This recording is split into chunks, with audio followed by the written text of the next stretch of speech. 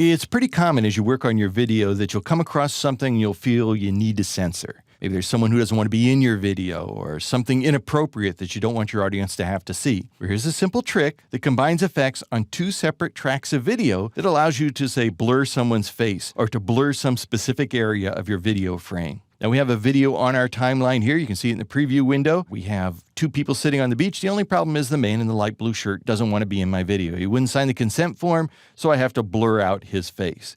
Now, in order for you to see better, what I've done is I've set my preview monitor up here to best full quality, and we'll be able to see the pixelation, or we'll be able to see the distortion much more clearly. And the first thing I want to do is to add a second copy of this clip to my timeline. I can do that most easily simply by going to my project media panel and dragging it down to the timeline again. There's the same clip right above the other clip. By the way, if you had a problem, if when you dragged it there, your bottom clip moved off to the side, it's because auto ripple is turned on. So turn off auto ripple and try again. You do want these to be exactly one above the other. And what we're going to do now is to blur the top video. And there are a number of options we could choose, but pixelate works just great. This is the most common way to do it. We'll just drag the pixelate effect from the video effects window onto our clip or onto our event on the top of our timeline. And from the preset menu, I'm just going to select large. You can see that looks like pixelation here, like you've seen on a lot of TV shows where they pixelate out some area of a video. And now all we have to do is isolate that pixelation so that it's only over the man's face. And I'm going to do that by using an effect called the cookie cutter. Here's the cookie cutter up here on our video effects window. And you can see what the cookie cutter essentially does is it creates a section of the video that we will see, a little circle in the center, and then everything around it will become transparent. Let me show you how that works exactly. Drag it down onto this event here on our timeline, the upper event again. In order to see this, I'm going to hold down the control key when I move this panel so it doesn't try to drop into another panel.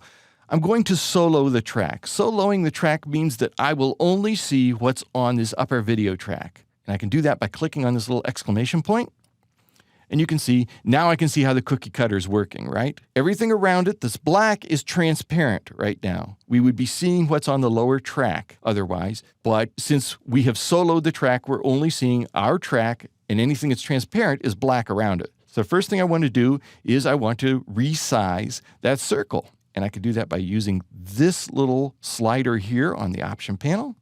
We'll make it right about the size of that guy's head. And then I'm going to, rather than use the position controls here in the option panel, I'm just going to go right to the preview panel and grab those little crosshairs there. And when I drag, I can set it right over the man's face. And that would be it, except for the fact that the man moves around in this video, right? He enters from one side and he moves around. So we have to make sure that that blur stays over his face the whole time. I'm going to widen this panel a bit because our position, which is the center mark here, our position is going to change. We're going to keyframe it. We're going to create an animated position so that it follows the man around. In order to do that, I'm going to click on the little stopwatch here to the right of the center listing. And that opens up my keyframe controller. Let's move this off to the side just a little bit. And I'm going to click on Sync Cursor to the Media Timeline. That option down here at the very bottom, when I click on that, now when I move this playhead or this cursor, it's also going to move the one on my timeline. I'm going to move it back here to the beginning. And we got to find where that man first appears. And we'll drag this, there he is, right up there in the corner, to when he first appears. Then I'm going to position the playhead to when he's sitting down. To make this easier, I'm going to unsolo the track so I can see where he's at there. So I'm going to click on my exclamation point again, and now I can see his face down there. I can grab these crosshairs and just drag it onto his face and pixelate his face. Now I just have to make sure that those crosshairs stay over his face the whole time. And we'll see, as he's sitting there, he does a pretty good job. He's shifted off a little bit. Let's move those crosshairs onto him. And you notice each time I do, down here on the keyframe controller at the bottom of my video event option screen, I am seeing new positions created, new keyframes created to indicate the position of those crosshairs. And that does pretty good for the end. As he's moving into the frame, though, we're going to have to be just following him. So every time he moves off those crosshairs, we'll need to move the crosshairs up to make adjustments. And you can see it's automatically creating new keyframes here on our keyframe controller to follow his face. And that should do pretty well here. And now I'm going to solo the track again, and I should be able to watch the cookie cutter at work here and watch my keyframing to make sure it stays on his face the whole time. You can see as I scrub through, we are on his face pretty much the whole time there. So he is pixelated.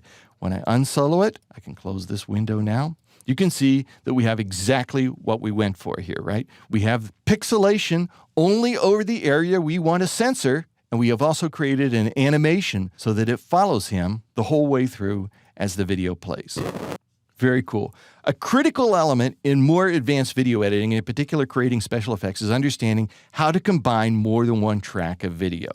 As you combine these layers of video tracks, each with its own pan and crop, or each with its own video effects applied, you can create virtually any effect. It's all about figuring out how each video track reveals or interacts with the video in the track or the tracks below it. Once you know that, then you can create the magic.